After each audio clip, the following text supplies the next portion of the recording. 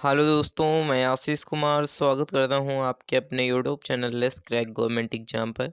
आज के इस वीडियो पर देखने वाले हैं 6 फरवरी 2025 के एसएससी जीडी में जो हमारे क्वेश्चन आए हैं एसएससी जीडी में, उसी प्रकार के आपके लिए हम 20 क्वेश्चंस कवर करने वाले हैं जो कि आपके जीके जीएस से रिलेटेड क्वेश्चन है, जिसमें आपके हिस्ट्री, पॉलिटी, यहाँ पर जियोग्राफी और आपके लिए स्ट्रेटेजी के, और यहाँ पर आपके साइंस के साथ ही साथ यहाँ पर आपके करंट अफेयर की क्वेश्चंस सारी चीज़ें आपकी 20 क्वेश्चंस में ही प्रोवाइड करेगा कराई गई हैं। किस तरीके से आपका पैटर्न आता है ये आपको बताया जाएगा, और साथ ही ये क्वेश्चंस एग्जाम के लिए मोस्ट इम्पॉर्टेंट है, तो इस वीडियो को लास्ट तक जरूर देखिएगा।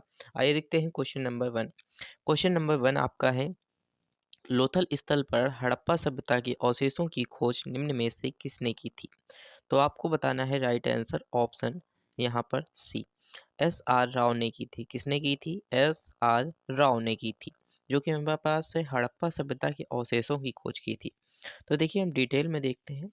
तो लोथल हड़प्पा कालीन सभ्यता का एक प्रमुख बंदरगाह था, जो कि हमारे पास है शहर है, जिसकी खोज 1953 से 1954 में एस आर राव ने की थी।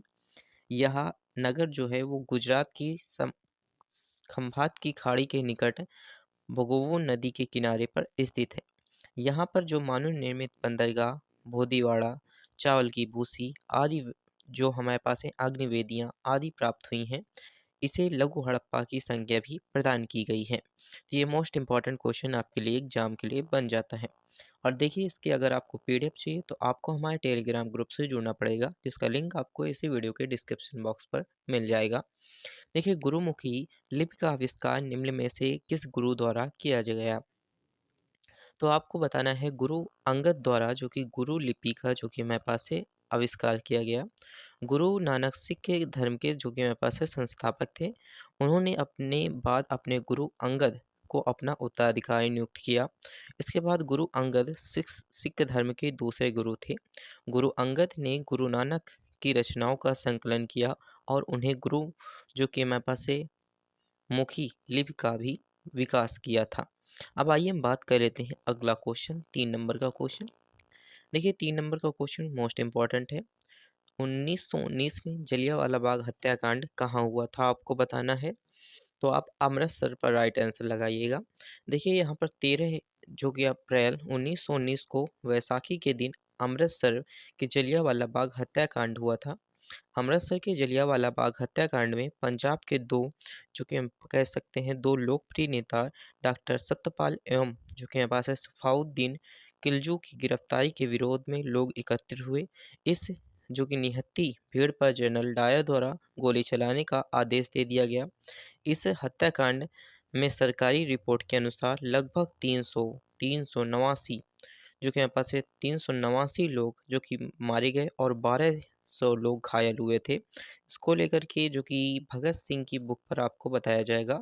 भगत सिंह ने जो बुक लिखी है उसमें आपको बताया जाएगा, आप इसे देख सकते हैं। अब आइए हम बात कर लेते हैं अगला क्वेश्चन, 4 नंबर का क्वेश्चन। देखिए 4 नंबर का क्वेश्चन आपका क्या कहता है, पॉलिटी से है। देखिए भारतीय संविधान का कौन सा अनुच्छेद भारतीय संसद में मंत्रिपरिषद की भूमिकाओं और ज़िम्मेदारियों का वर्णन करता है? तो आपको बताना होगा अनुच्छेद 74 करता है। देखिए भारतीय संविधान के अनुच्छेद 74 में मंत्रिपरिषद की भूमिकाओं को ज़िम्मेदारियों का वर्णन करता है। इसका कहता है कि राष्ट्रपति की सहायता और उसकी सलाह देने के लिए एक मंत्रिपरिषद होगी। अनुच्छेद 54 में राष्ट्रपति के निर्वाचन मंडल, अनुच्छेद जो कि हमारे पास है 62 में जो कि हमारे पास है राष्ट्रपति के पद रिक्ति के भरने के लिए निर्वाचन करने के समय को आकस्मिक रिक्ति को भरने के लिए निर्वाचित व्यक्ति को पदावधि तथा अनुच्छेद 81 में लोकसभा के गठन का जो कि हमारे पास है प्रावधान शामिल किया गया है। तो आप इसका स्क्रीनशॉट ले सकते हैं। अगर आपको इसकी पीडीएफ चाहिए तो आपको हमारे टेलीग्राम ग्रुप से जुड़ना पड़ेगा। अब आइए हम बात कर लेते हैं 5 नंबर का क्वेश्चन। नंबर का क्वेश्चन है, निम्न में से किस संविधान संशोधन द्वारा शिक्षा का अधिकार प्रदान किया गया? तो आपको बताना होगा ऑप्शन डी 86 जो कि हमारे पास है 86 संविधान संशोधन द्वारा जो कि शिक्षा का अधिकार प्रदान किया गया।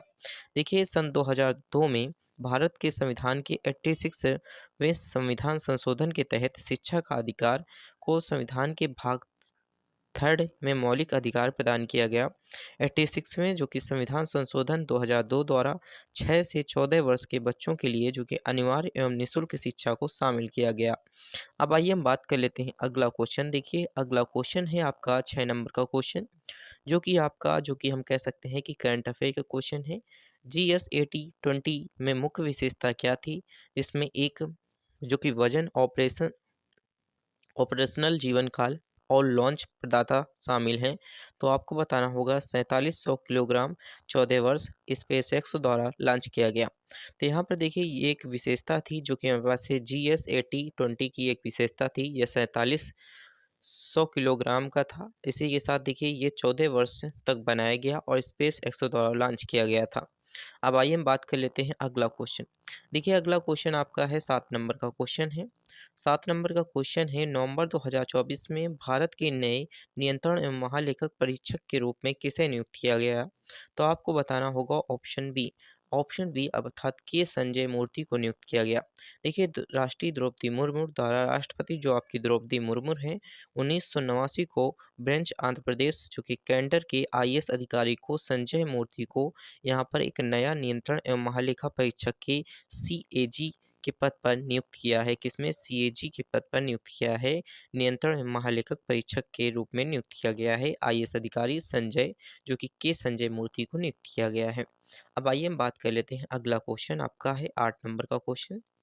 नवंबर 2024 को कोलकाता के टाटा स्टील शतरंज इंडिया टूर्नामेंट की जो कि हमारे पास है बिल्टर्स किताब किसने जीता? तो आपको बताना होगा यहाँ पर मैग्रस जो कि कार्लसन ने जीता। किसने जीता? मैग्रस जो कि हमारे पास है कार्लसन ने जीता। यहाँ पर आपको राइट आंसर ऑप्शन सी बताना होगा। अब आइए हम बात कर लेते हैं अगला क्वेश्चन। 9 नंबर का क्वेश्चन है आपका। 9 नंबर का क्वेश्चन है आपका, वार्षिक जो कि हमारे पास है सूरजकुंड शिल्प मेले की मेजबानी निम्नलिखित में से कौन सा राज्य करता है? तो आपको बताना होगा हरियाणा राज्य करता है। सूरजकुंड मेला जो है वो भारत के हरियाणा राज्य में फरीदाबाद जिले में सूरजकुंड में आयोजित होने वाला एक वार्षिक जो कि शिल्प मेला है। इस मेले को राष्ट्रीय शिल्प मेले के रूप में भी जाना जाता है। यह मेला क्षेत्रीय एवं अंतर्राष्ट्रीय शिल्प एवं परंपराओं के समृद्ध जो कि प्रदर्शन का मुख्य आकर्षण बना हुआ है। अब आइए हम बात कर लेते हैं 10 नंबर का क्वेश्चन। 10 नंबर का क्वेश्चन आपका मोस्ट इम्पॉर्टेंट क्वेश्चन है। वर्ष 2019 को ज्ञानपीठ पुरस्कार किसे दिया गया?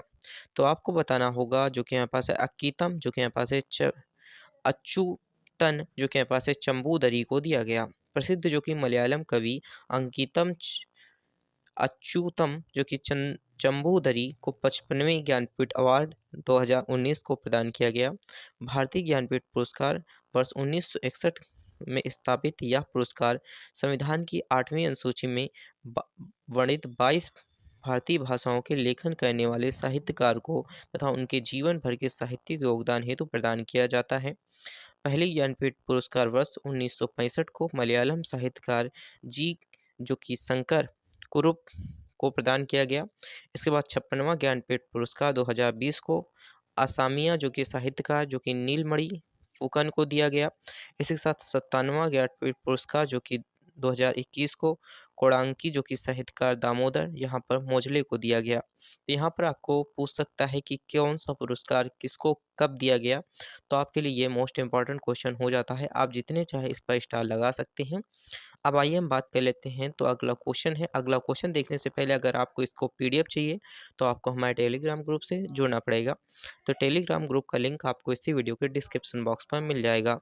देखिए 11 नंबर का क्वेश्चन है, निम्नलिखित में से 2020 में साहित्य के लिए नोबेल पुरस्कार प्रदान किया गया। तो किसे किया गया? तो यहाँ पर लुईस जो कि हमारे पास है ग्लुक को किया गया। देखिए 2020 में साहित्य के नोबेल पुरस्कार अमेरिकी कवयित्री जो कि हमारे पास है लुईस ग्लुक को दिया गया। अब तक यह इतिहास इतिहास में वह साहित्य जो हमारे पास है को नोबेल पाने वाली 16वीं महिला हैं। साहित्य का नोबेल पुरस्कार 2021 को तंजानिया नागरिक अब्दुल रज़ाक जो कि हमारे पास है गुलरान को दिया गया 2022 में, जो कि साहित्य का नोबेल अवार्ड जो कि हमारे पास है एनी जो कि हमारे पास है एनार्कस को दिया गया। तो देखिए ये भी इम्पोर्टेंट हो जाता है कि कौन-सा अवार्ड कब दिया गया, 2020 में जो कि नोबेल पुरस्कार जो कि हमारे पास है अमेरिकी कवयित्री लुईस लुक को दिया गया, और दो जो कि हमारे पास है 16वीं महिला थी नोबेल पुरस्कार 2021 तंजानिया के नागरिक अब्दुल जो कि रज़ाक गुरनाक को दिया गया। 2022 में साहित्य नोबेल अवार्ड जो कि एनी जो कि हमारे पास है इनक्स को दिया गया। ये मोस्ट इम्पोर्टेंट क्वेश्चन आपके लिए है। अब देखिए नमक का रासायनिक नाम क्या है? तो सब कोई जानता है नमक का रासायनिक नाम क्या होता है? तो सोडियम क्लोराइड होता है। देखिए नमक का रासायनिक नाम NaCl सोडियम क्लोराइड का होता है। इसका क्रिस्टल जो होता है पारदर्शक एवं घनाकार होता है। समुद्र के जो कि खारेपन के कारण इसका जो मुख्यतः सोडियम क्लोराइड की उपस्थिति होती है। अब आइए हम बात कर लेते हैं, तो अगला क्वेश्चन है आपका 13 नंबर का क्वेश्चन। देखिए 13 नंबर का क्वेश्चन मोस्ट इंपॉर्टेंट है। निम्नलिखित में से कौन से जोड़े सही नहीं है आपको बताना है। तो देखिए आपको यहाँ पर मैग्नीशियम क्लोराइड दिया है, मैग्नीशियम से, सल्फ्यूरिक क्लोराइड सल्फ्यूरिक से, अमोनियम क्लोराइड अमोनियम से, नाइट्रेट क्लोराइड नाइट्रेट से। तो आपका जो मैग्नीशियम हाइड्रोक्साइड है ये आपका सही नहीं है। अर्थात यहाँ पर देखिए मैग्नीशियम हाइड्रोक्साइड एक अकार्बनिक यौगिक होता है, जिसमें मैग्नीशियम परमाणु के 2 हाइड्रोक्साइड समूहों से बंधा हुआ होता है।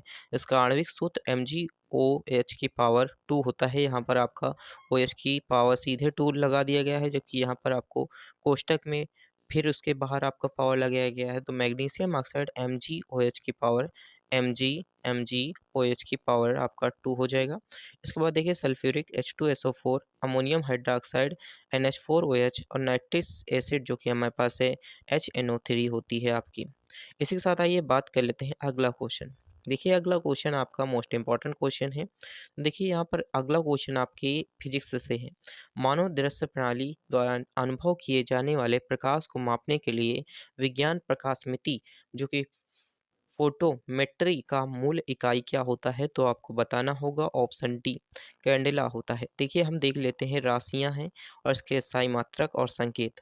देखिए लंबाई का जो होता है मीटर एम से प्रदर्शित करते हैं, द्रव्यमान किलोग्राम केजी से प्रदर्शित करते हैं, समय को सेकंड, इसे हम किसे प्रदर्शित करते हैं एस से। अब देखिए तापमान को केल्विन, इसे के से प्रदर्शित करते हैं। और देखिए इसके साथ ही विद्युत धारा को किससे प्रदर्शित करते हैं एम्पियर से। ए से प्रदर्शित करते हैं ज्योति तीव्रता प्रकाशमिति जो होती है कैंडेला, इसे CD से प्रदर्शित करते हैं। अब आइए हम बात कर लेते हैं 15 नंबर का क्वेश्चन जो कि मोस्ट इंपॉर्टेंट है। देखिए यहाँ पर Tata iron and steel company की स्थापना किस वर्ष हुई थी आपको बताना होगा, जो कि यहाँ पर देखिए ये हाल ही में आपसे क्वेश्चन बहुत सारे एग्जाम में पूछा गया है। तो 1907 में जो कि हमारे पास से स्थापना हुई थी। देखिए टाटा आयरन एवं स्टील कंपनी की स्थापना 16 अगस्त 1907 को जो कि हमारे पास है दोराजी टाटा के तत्कालीन बिहार के राज्य के जो कि हमारे पास है सकाची नामक स्थान पर वर्तमान में जमशेदपुर झारखंड में किया गया था। इसका मुख्यालय मुंबई में स्थित है। यह दुनिया की 5वीं सबसे बड़ी इस जो कि हमारे पास है इस्पात कंपनी है। इसके साथ ही आइए बात कर लेते हैं अगला क्वेश्चन। देखिए अगला क्वेश्चन आपका 16 नंबर का है। निम्नलिखित में से कौन सा मृदा निर्माण का कारक नहीं है? तो आपको मृदा निर्माण का कारक बताना है। तो यहाँ पर 4 ऑप्शन है, आपका ऑप्शन सी हो जाएगा। अकार्बनिक सामग्री की भूमिका जो कि मृदा निर्माण का कारक नहीं है। पौधे तथा जीवित जो कि जीवों के पारित करने वाला जो कि हमारे पास है धारा तली ही जो कि प्राकृतिक तत्व मृदा कहलाता है। मृदा जो कि निर्माण की प्रक्रिया का प्रारंभ अपक्षय की क्रिया में होता है। इसके लिए हम कह सकते हैं कि निर्माण 5 कारक होते हैं: जलवायु, जनक शैल, स्थलकृति, जैविक क्रियाएं तथा समय प्रभावित करते हैं। इसी के साथ आइए बात कर लेते हैं अगला क्वेश्चन 17 नंबर का क्वेश्चन है, जो कि आपके यहाँ पर कह सकते हैं कि आपके जियोग्राफी से पूछा गया क्वेश्चन है। हमारे सौर मंडल के बाहर निम्नलिखित में से कौन सा ग्रह है जो आमतौर पर हमारी आकाशगंगा के किसी अन्य तारे की परिक्रमा करता है? तो आपको बताना है एक्सो जो कि हमारे पास है प्लैनेट है। एक्सो प्लैनेट एक्सा जो कि सोलर ग्रह सौर मंडल के बाहर स्थित एक ग्रह है जो कि सूर्य की परिक्रमा न करके अन्य किसी तारे की परिक्रमा करता है। एक्सो प्लैनेट का पता लगाने की पुष्टि पहली बार 1992 में शुरू की गई थी। एलेक्सो प्लैनेट की दूरबीन से देखना अत्यधिक कठिन होता है क्योंकि वे उन सितारों की तरह चमक में छिपे होते हैं जिनकी यह परिक्रमा करते हैं। अब आइए हम बात कर लेते हैं अगला क्वेश्चन। देखिए अगला क्वेश्चन है 18 नंबर का क्वेश्चन। ये भी आपके यहाँ पर कह सकते हैं कि आपकी जियोग्राफी से पूछा गया क्वेश्चन है। विश्व की सबसे गहरी झील कौन-सी है? तो आपको विश्व की सबसे गहरी झील बतानी है। 4 ऑप्शन है, आपका हो जाएगा बोकाल झील जो कि हमारे पास है बैकाल झील जो कि विश्व की सबसे गहरी झील है। तो देखिए बैकाल झील रूस में साइबेरियन क्षेत्र में स्थित विश्व की सबसे गहरी झील है। वैधता है कि यहाँ पर कैसिस्टन सागर विश्व की सबसे बड़ी झील है, जो कि सुपीरियर झील विश्व की सबसे बड़ी मीठे पानी की झील कहलाती है। तो यहाँ पर आपसे 3 क्वेश्चंस और 3 आपके यहाँ पर क्वेश्चंस बने। सबसे गहरी झील आपको बताना है, तो बैकॉन झील, इसके साथ ही आपको यहाँ पर बताना है विश्व की सबसे बड़ी झील आपको बताना है, तो कैसियन सागर जो कि हमारे पास है, इसी के साथ सुपीरियर झील जो कि विश्व की सबसे मीठे पानी की झील है। तो यहाँ पर ये 3 क्वेश्चंस आपके बन गए। इसी के साथ आइए हम बात कर लेते हैं 19 नंबर का क्वेश्चन। तो देखिए 19 नंबर का क्वेश्चन आपसे क्या कह रहा है, निम्न में से किस संविधान संशोधन द्वारा शिक्षा का अधिकार प्रदान किया गया है? तो किस संविधान संशोधन द्वारा आपको शिक्षा का अधिकार प्रदान किया गया है? देखिए आपको 86वें संविधान संशोधन द्वारा शिक्षा का अधिकार प्राप्त किया गया है। देखिए वर्ष 2002 में भारत के संविधान के 86वें संशोधन के तहत शिक्षा का अधिकार संविधान के सेकंड जो कि मौलिक अधिकार प्रदान किया गया है। 86 संविधान संशोधन 2002 द्वारा 6 से 14 वर्ष तक के बच्चों के लिए अनिवार्य एवं निःशुल्क शिक्षा शामिल किया गया है। अब आइए हम बात कर लेते हैं अगला क्वेश्चन। देखिए अगला क्वेश्चन आपका 20 नंबर का क्वेश्चन है जो कि इस वीडियो का लास्ट क्वेश्चन है। अगर आपको इसकी पीडीएफ चाहिए तो आपको हमारे टेलीग्राम ग्रुप से जुड़ना पड़ेगा, जिसका लिंक आपको इसी वीडियो के डिस्क्रिप्शन बॉक्स में मिल जाएगा। देखिए हिंदू विधवा पुनः विवाह अधिनियम निम्नलिखित में से किस वर्ष लागू हुआ था? तो आपको बताना है 1856 में लागू हुआ था। 1856 में हिंदू विधवा पुनः विवाह अधिनियम लागू हुआ था, जो कि ईश्वर चंद्र जो कि विद्यासागर के प्रयासों से 1856 में हिंदू विधवा पुनः विवाह अधिनियम बना। इसके अनुसार विधवा जो हमारे पास है विवाह का वैध मान लिया गया और ऐसे विवाह से उत्पन्न हुए बच्चे को वैध घोषित किया गया। तो ये मोस्ट इम्पॉर्टेंट क्वेश्चन है। देखिए अगर आप चैनल पर नए हैं तो चैनल को सब्सक्राइब करके अपने दोस्तों के साथ शेयर जरूर कर दीजिएगा। इसी प्रकार की क्वेश्चन आपके एसएससी जीडी के लिए लाते रहेंगे। तो देखिए चैनल पर नए हैं तो चैनल को सब्सक्राइब करके अपने दोस्तों के साथ शेयर ज़रूर कर दीजिएगा। अब देखिए यहाँ पर कमेंट बॉक्स में बताइए कि वीडियो कैसी लगती है। Thanks for watching this video.